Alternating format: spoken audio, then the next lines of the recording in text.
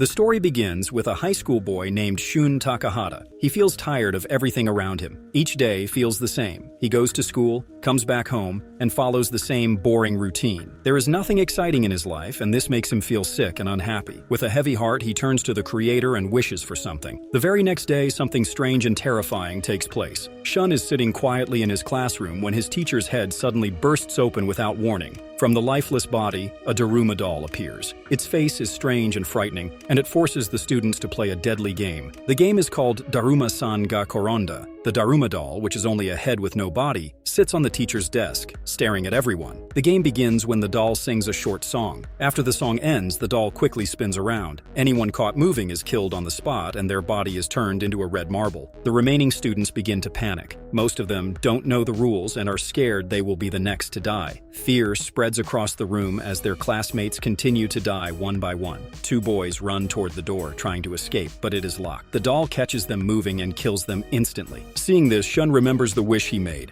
It feels like the Creator has answered his prayer. But this is not the kind of excitement he wanted. He feels disturbed and shocked because his classmates are dying horribly. Blood is everywhere in the classroom. The students start to scream in fear. The Daruma doll shows no mercy and continues to kill them one by one. Shun's friend, who often plays video games, is observing everything closely. Looking at the pattern, he gives it a name, a death game. He believes that they have no choice but to win it, and fear will only make things worse. He steps closer to the Daruma doll and notices a message on its back. The message explains that the game can end if someone presses the button on the doll. Hearing this, one of the students rushes forward to press the button, but the doll quickly spins around again and kills him before he reaches it. The head of the student explodes without any warning. In that moment, Shun notices something else that is very important. There is a timer on the back of the doll. He understands that only 1 minute is left. If no one presses the button in time, every student in the room will die. Hearing this, the panic grows even more. Students start moving in confusion. Several of them try to reach the doll to stop the game, but every one of them is killed. The doll shows no mercy and continues to destroy them one after another. Each death is violent and shocking. Soon, only 2 students are left alive, Shun and his gamer friend. All the others have died and turned into red marbles. The classroom floor becomes slick and dangerous, making it very hard to move without slipping. Both boys stay completely still. This is the only reason they remain alive. Shun's friend checks the timer and quietly tells him that only 30 seconds are left. With time running out, the gamer friend quickly comes up with a plan. He tells Shun to use his back for support, jump over the slippery floor, and reach the button. This is their best and only chance to survive. Shun feels nervous and unsure, but when he sees how little time is left, he realizes there is no other option. He agrees to the plan. He steps onto the back of his friend, jumps over the marbles, and presses the button. The Daruma doll falls to the ground. For a brief moment, both of them feel safe. It seems like the nightmare is finally over, and they have won the game. But then something terrible happens. The Daruma doll kills his friend on the spot. Then it tells Shun that he will be the only one allowed to live, just because he pressed the button. Shun feels broken by everything that has happened. So many classmates lost their lives for no reason, and now he stands alone among the dead. He silently prays to God, wishing to go back to his boring, uneventful life. The Daruma doll speaks again. It calls Shun a mouse and warns him that a cat is coming soon. Meanwhile, Ichika reaches his classroom. Through her, he learns something shocking. This deadly game is not limited to his classroom. It is happening all across the school. Ichika is also a survivor like him. She had managed to win by pressing the button on the Daruma doll in her class. Shun turns to her and asks if she knows what is going on, but she says she is just as lost as he is. He suggests that they should call the police for help, but their mobile phones have no signal. They are unable to contact anyone outside the school. Together, they try to leave the building. They run through the school, looking for a way to escape, but every exit is locked. Eventually, they reach the basketball court. There, they find several students who have survived the Daruma doll game. These students are all wearing mouse costumes. On the floor, they notice something strange written clearly. The words say they must fit the cat's bell for it to end. The school president takes charge and tells all the students to wear the mouse costumes. Everyone begins to follow the order. Suddenly, the floor of the basketball court cracks open. A giant plastic cat rises from underneath. It looks strange and terrifying. Without wasting any time, the cat begins to eat the students, one after another. Everyone starts panicking and running for their lives. In the middle of all this, Shun spots something important. There is a bell that looks like a ball, and it has a timer on it. He quickly figures out what needs to be done. He tells everyone that the only way to end the game is to throw the bell into a basket that is placed on the cat's neck. One student, who is good at basketball, takes the shot. The bell goes flying toward the hoop, but before it can reach, the cat catches it with ease. Then it throws both the bell and the student back. The student dies dies instantly. Shun begins to notice a pattern. The cat only attacks those who are wearing the mouse costume. This gives him an idea. He tells everyone to remove their costumes. The others listen and take them off quickly. For a short while, the cat stops moving. It stands quietly. The students start to feel a bit relieved and even begin to celebrate. But that peace does not last long. The cat suddenly eats another student without warning. Screams fill the area again, and the students run in all directions. In the chaos, Ichika trips and falls to the ground. The cat doll suddenly grabs Ichika and prepares to eat her. Shun sees this and doesn't hesitate. He puts on the mouse costume again and steps forward to get the cat's attention. Just then, something new happens. Shun can hear the cat's voice. He soon realizes that the cat doll can actually talk to those in mouse costumes. All this time, the cat has been asking for something very simple. It just wants someone to scratch its back so it can sleep peacefully. Shun climbs up on the cat's back without wasting any time and starts scratching it. The cat seems to enjoy it and slowly begins to relax. Shun then calls out to the other students and tells them to join in. More students come forward and begin scratching the cat's back together. Feeling comforted, the cat finally closes its eyes and falls into a deep sleep. This gives Shun a chance. He picks up the bell and moves toward the basket, ready to throw it in and end the game. Just before he can do it, the other students stop him. They are afraid that whoever scores the bell will be the only one allowed to survive, just like what happened in the earlier game. Fear takes over, and soon everyone starts arguing and fighting with each other. In the middle of the fight, the cat wakes up again. It becomes angry and starts attacking the students once more. Shun quickly comes up with a new plan. He takes Ichika aside and hides the bell inside a normal basketball to trick the cat. They prepare to take the shot with the disguised ball. The ball is thrown toward the hoop, and everyone feels a moment of hope. The bell hits the rim and bounces, making it seem like they are about to lose. Now, only 2 seconds are left on the timer. Just then, Amaya jumps in, grabs the ball, and makes the final shot. The bell goes through the hoop, and the game comes to an end. The cat then announces the names of the survivors: Shun, Ichika, and Amaya. Shun, still feeling worried, asks what will happen to the others who lost. Before any answer is given, Amaya takes action and kills the remaining students without hesitation. Amaya declares that only the strongest deserve to live, and that this is the god's will. Then he turns to Shun and tells him that they are the same. Both of them have what it takes to survive.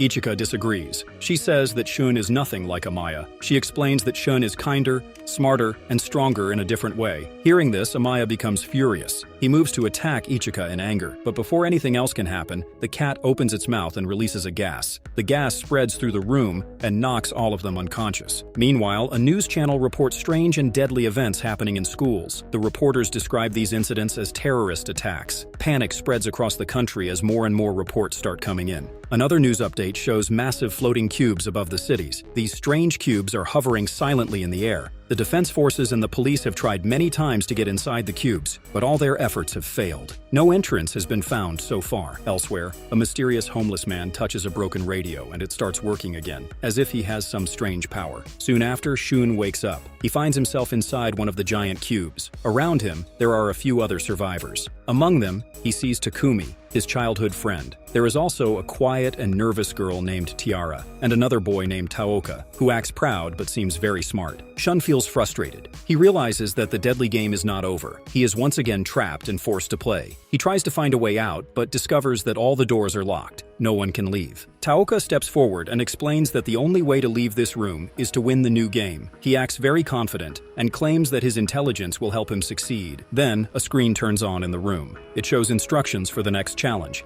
They are told that the key to escaping lies within the game. They have to find the keys to unlock the doors and move forward. Suddenly, 4 wooden dolls enter the room and introduce themselves to the group. They also explain the rules of the next game. Each player will be blindfolded one by one. The dolls will then start moving in a circle around the player while singing a song. Once the song stops, the player will have only 10 seconds to guess which of the 4 dolls is standing behind them. If the guess is wrong, the player will be killed. But if the player guesses correctly, one of the Kokeshi dolls will explode. The explosion will leave behind a key. This key is important because it opens the door to the next level of the game. Taoka, who had been full of confidence, decides to go first. Then, it is the turn of Tiara. Both of them try their best, but they fail to guess correctly, and as a result, they both lose their lives. Next, it is the turn of Takumi. But before anything happens, Shun steps in and asks to take her place. Using his intelligence, Shun carefully listens during the game and manages to win by recognizing the slight differences in each doll's voice. It turns out he had secretly used his phone to record the dolls singing earlier when Tiara was playing. The game ends, one of the dolls explodes, and a key is left behind. Shun picks up the key and walks out of the room with Takumi. Outside, they see another player running for his life. He is being chased by a scary-looking doll. The man runs toward Shun and Takumi, begging them to hold his hand. He explains that the dolls cannot harm people who are holding hands with someone else. Shun and Takumi decide to help the frightened man.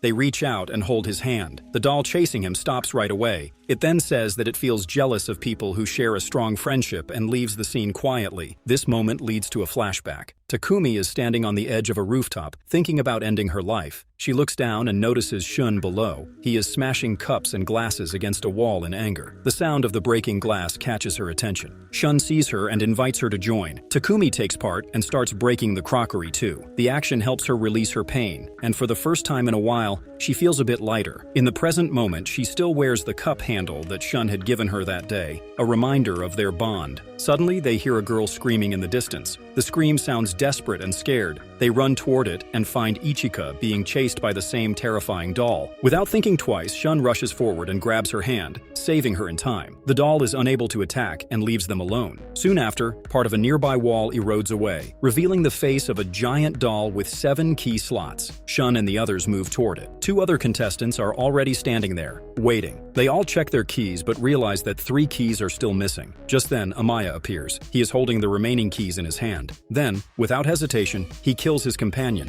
explaining that only 7 people are allowed to move forward. Once all 7 keys are placed into the slots, the doll's face sinks back into the wall, revealing a new pathway. A voice echoes through the area, telling them to move forward through the passage. Costumes are provided, and they are told to wear them before continuing. It is then revealed that everything happening, all the deadly games, is being broadcasted live across the country. People everywhere are watching the events unfold like a reality show. Next, the group enters a new room. This one is completely frozen, with cold air surrounding them. Soon, a large polar bear enters. It introduces itself and explains the new game. This time, the rule is simple. Everyone must speak only the truth. The bear says it cannot stand liars or people with dark intentions. Anyone caught lying will be killed immediately. The game begins with a simple question. The bear asks each person to share their favorite food. Everyone gives their answers, but after listening to them, the bear becomes suspicious. It feels that one of them is not telling the truth. The group is given 2 minutes to figure out who the liar is. At first, they try to defend their own answers, but with time running out, they all end up pointing to the participant who said parsley was his favorite. The bear does not hesitate. It stomps on the boy and kills him instantly.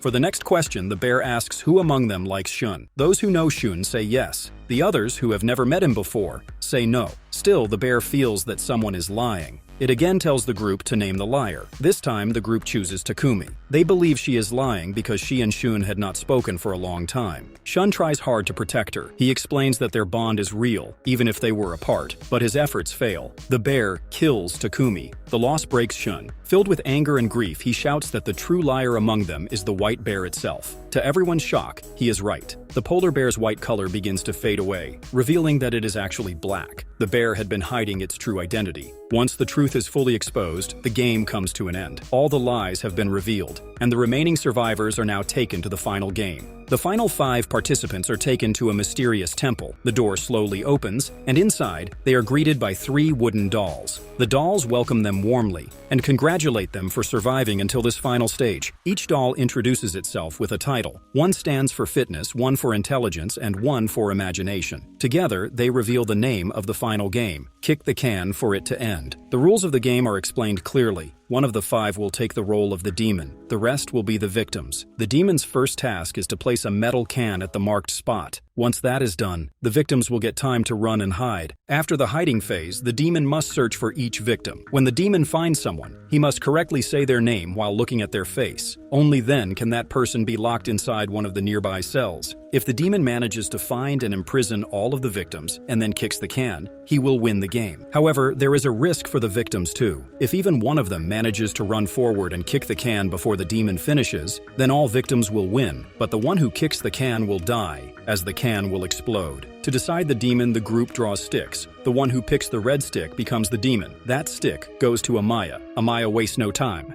He places the can at the right spot and quickly begins hunting the others. He moves fast and finds 2 of the participants quickly, locking them up after saying their names. To protect Shun and buy him more time, Ichika sacrifices herself. She intentionally lets Amaya see her and chases after him, creating a distraction so Shun can escape unnoticed. After locking Ichika in a cell, Amaya loudly claims that he doesn't need to catch Shun to win the game. He believes victory is already in his hands. Inside the cell, Ichika warns Shun to stay hidden, but instead of hiding, Shun steps out, dressed in a heavy armored suit that covers his entire face. With his face hidden, Shun tells Amaya that he cannot be caught, because identifying him is impossible under the rules of the game. Amaya laughs at this idea, thinking it is foolish. He walks up to Shun and removes the helmet with force, exposing his face. Amaya then gets ready to kick the can and finish the game, but he suddenly notices something unexpected. An iron chain is attached to his body. Shun had secretly tied it without being noticed. Shun quickly jumps into the nearby water, pulling Amaya with him using the chain. Amaya struggles and tries to drag Shun back up, but then notices something shocking. Shun is no longer wearing the armor and is slowly making his way toward the can. Realizing the plan, Amaya breaks free and sprints toward the can, but he is too late. Shun reaches the can and kicks it just before Amaya can. Everyone braces for an explosion, expecting the one who kicked the can to die, but nothing happens. The game ends, and the wooden dolls announce that the winners are all the players, except Amaya. They reveal that the warning about the explosion was fake. It was added only to make the game feel more intense and frightening. Amaya becomes furious. In his rage, he grabs one of the dolls and shouts that he cannot lose because he believes he was chosen by God. The dolls suddenly burst into laughter. They reveal a shocking truth: no one was ever meant to die in this game. The whole setup was part of a bigger test. Fireworks light up the sky to celebrate the survivors' success. To add to the celebration, the dolls hand out ice creams to the winners. Everyone begins enjoying the treat, feeling a rare moment of peace and joy after everything they've been through. In this quiet moment, Shun gathers his courage and finally tells Ichika how he feels. He asks her to go out with him for a movie. Ichika smiles and agrees happily. For the first time, both of them feel some hope for the future. But their happiness doesn't last long. Just as the ice creams melt, they notice something strange written on the sticks. The message shocks everyone. The dolls then explain one final twist. Even after reaching this far, the survivors must rely on luck to stay alive. It is not completely over yet. Shun and Amaya check their sticks and read the words, "You live." But the other 3, including Ichika, see the words, "You die." Without giving them a chance, a doll moves forward and kills the ones who drew the "You die" sticks. Shun watches in complete horror as Ichika disappears right in front of his eyes. After that, only Shun and Amaya come out of the cube. A huge crowd gathers to welcome them. People cheer for them, calling them God's children. Amaya enjoys the praise and smiles proudly, but Shun feels no happiness. He falls to his knees, heartbroken, and says, "There is no God, not after everything he has lost." At that moment, one of the dolls gently corrects him. It says that God does exist. The story ends with a final twist. The homeless man seen earlier, the one who had fixed the radio just by touching it, is revealed to be God himself. And that is it for today. Don't forget to subscribe for more exciting breakdowns like this. Feel free to drop your thoughts in the comments, and make sure to give the video a like if you enjoyed the video.